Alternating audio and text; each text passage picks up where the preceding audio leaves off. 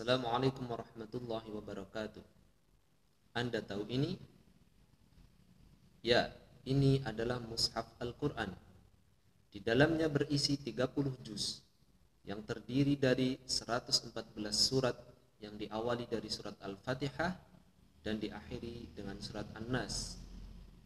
Terdapat 6.236 ayat yang tersusun dari 77.439 kata yang terangkai oleh lebih dari 1.027.000 huruf. Apakah semua ini harus dihafalkan? Sebagai seorang muslim, kita paham kedudukan Al-Quran bagi umat manusia. Mukjizat yang Allah anugerahkan kepada baginda Rasul Muhammad SAW merupakan pegangan dan pedoman hidup yang berlaku sampai hari kiamat. Ada sebuah pertanyaan, kenapa kita harus menghafalkan Al-Quran? Bukankah perintah Allah Subhanahu wa taala wahyu yang pertama kali disampaikan kepada Rasulullah sallallahu alaihi wasallam melalui malaikat Jibril adalah Iqra, bacalah. Lantas kenapa kita harus menghafalkan Al-Quran? Yang pertama, meneladani Rasulullah sallallahu alaihi wasallam.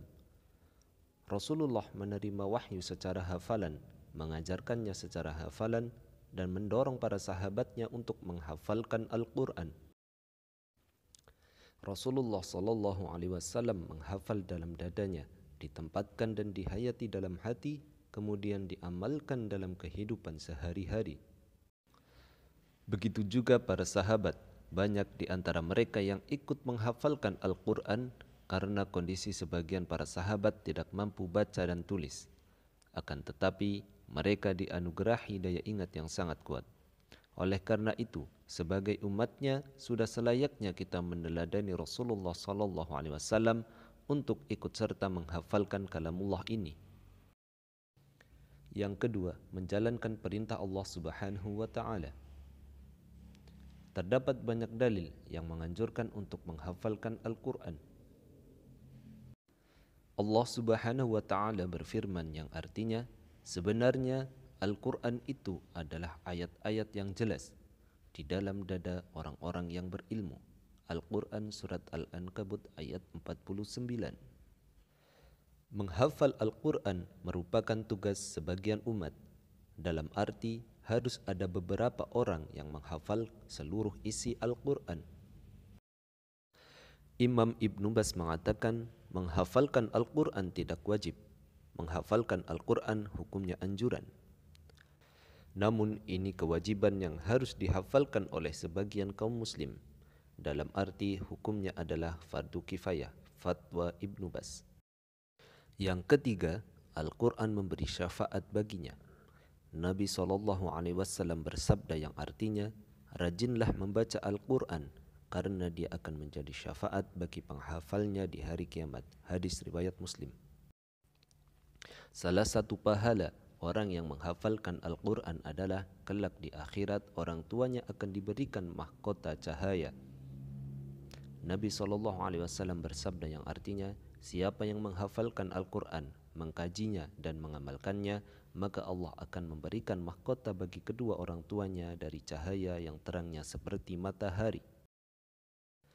Dan kedua orang tuanya akan diberikan pakaian yang tidak bisa dinilai dengan dunia. Kemudian kedua orang tuanya bertanya, mengapa saya sampai diberikan pakaian semacam ini?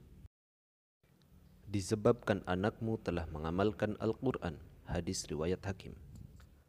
Ada sebuah kisah tentang seorang anak yang bertanya kepada ulama, sesungguhnya aku telah menghajikan ibuku, aku menggendongnya berjalan kaki dari negeriku yang amat jauh menuju Baitullah. Apakah aku sudah berbakti, bisa membalas semua yang diberikan ibuku kepadaku?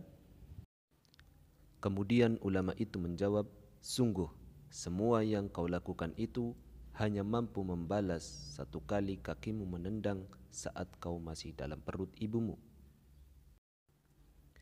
Dengan kata lain, tidak ada satupun di dunia ini yang mampu sepadan untuk membalas jasa kedua orang tuamu.